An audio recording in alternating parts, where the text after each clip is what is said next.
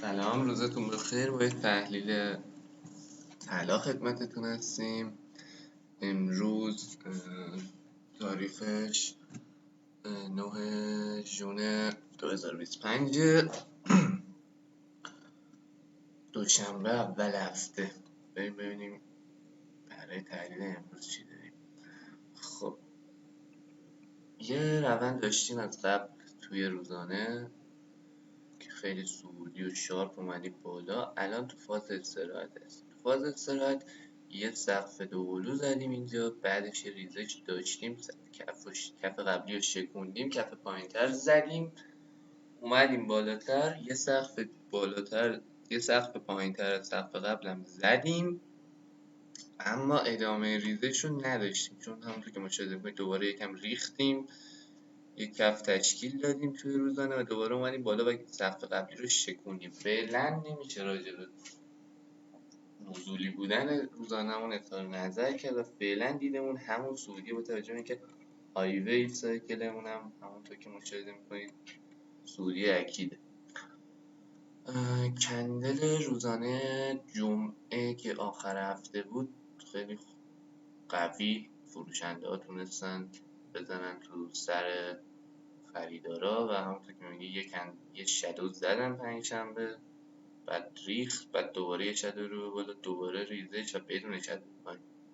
اما دوشنبه که شروع هفته باشه، الان 12 ساعتش هم رفته، همونطور که مشاهده میکنید خریدارا به نظر میاد دارن یه خودی نشون میدن. یه شادو رو پایین داشتیم دوباره، اما تازه با یه گپ هم شروع کردیم هفته رو، همونطور که مشاهده میکنید فعلا زور دست خریداست، ولی باید این سقف توی روزانه بشکنه تا ما بتونیم اظهار نظر کنیم راجع به اینکه آیا دوباره صعودی شدیم یا نه.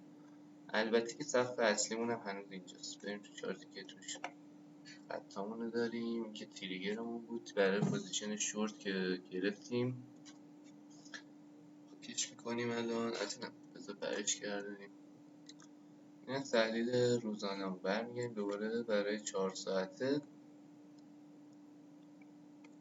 توی 4 ساعته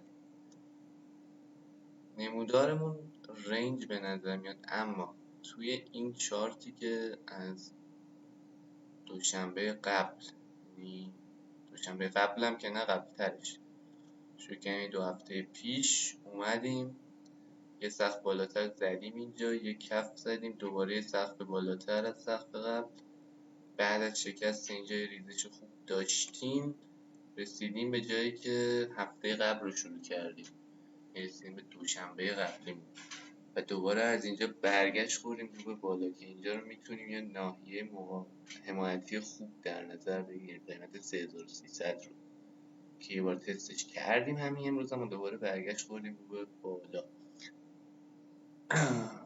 دیدمون توی 4 ساعته با توجه به این چارت و RSI 4 ساعتمون فعلا نزولیه، چون RSI اونم خیلی نزولیه.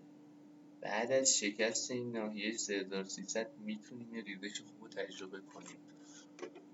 اجازه بدین این تریگر که دیگه گذشت اهمیتی نداره. تریگر جدیدمون برای پوزیشن شورت میشه این ناحیه.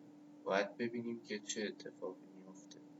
حتی ممکنه از همینجا هم ریجکت بخوریم با توجه به اینکه کف مهمی بود و بعد از شکستش ریزش خوبی رو داشتیم.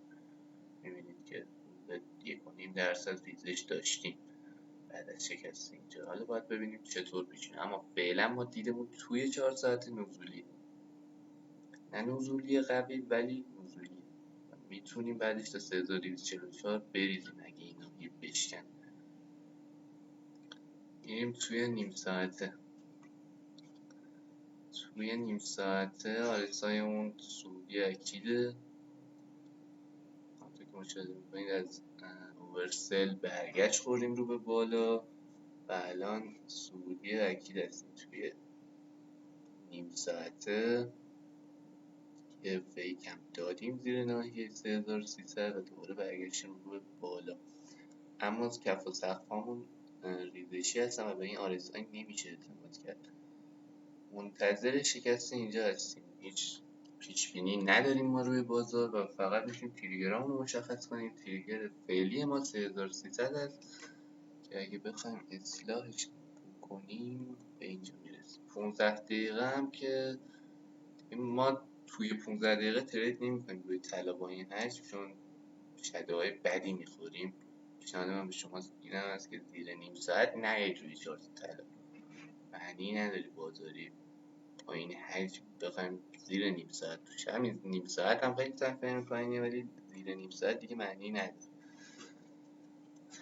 RSIمون خیلی رفته بالا، به نظر پشتوانه قوی هم نداره. اینجا میتونه ناحیه مقاومتی باشه برای RSIمون که مثلا برسیم به اینجا، باید بک بخوریم، بعد یه ریزشی بعد از این ناحیه تجربه بکنیم. اما تریگر سیفمون این ناحیه است. اما اگه میخواید ورود زودهنگام داشته باشید، بعد از بک خوردن از اینجا، از این خط که میشه رنگش